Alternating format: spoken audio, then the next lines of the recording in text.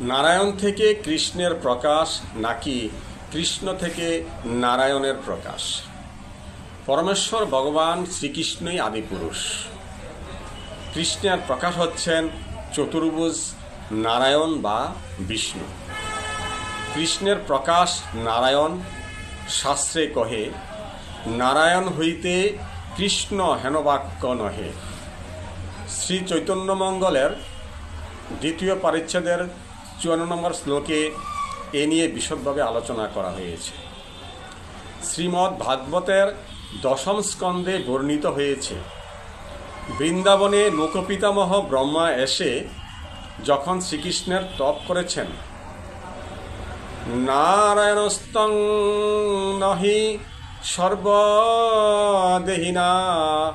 মাত্ন শব্দ শিখা লিকলোক সাক্ষী নারায়ণ হঙ্গং নরবলায়নত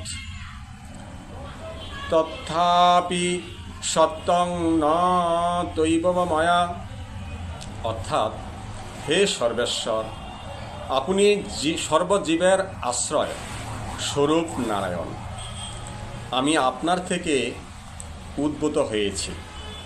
হে অধীশ, আপনার নারায়ণত্বের আরও কারণ রয়েছে। আপনি অখিল লোকসাক্ষী এবং সৃষ্টির অতীত। নার অর্থ জলে, অয়ন শব্দের অর্থ শয়ন, যার তিনি নারায়ণ।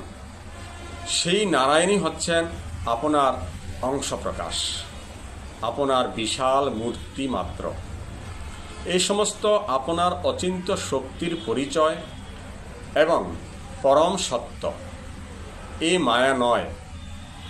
শ্রীমদ্ ভাগবতে 10ম অধ্যায়ের 14 নম্বর শ্লোকে জলসায়ী অন্তর্যামী সেই নারায়ণ, সেহ তোমার অংশ, তুমি মূল নারায়ণ। চৈতন্য চরিতামৃতের আদি লীলাতে 3য় পরিচ্ছেদের 69 নম্বর শ্লোকে বর্ণনা করা হয়েছে। শ্রীকৃষ্ণের দ্বিভুজ শ্যামসুন্দর মুরলীধর রূপই হচ্ছে স্বয়ং রূপ। এই নারায়ণ হচ্ছেন শ্রীকৃষ্ণের সাংস প্রকাশ। ব্রাহ্মণ্য দেবকী পুত্র, অনুবাদ হচ্ছে দেবকী পুত্র শ্রীকৃষ্ণ হচ্ছেন পরমেশ্বর ভগবান। নারায়ণ উপনিষদে এই নিয়ে অনেক বর্ণনা আছে। জয় রাধে গোবিন্দ।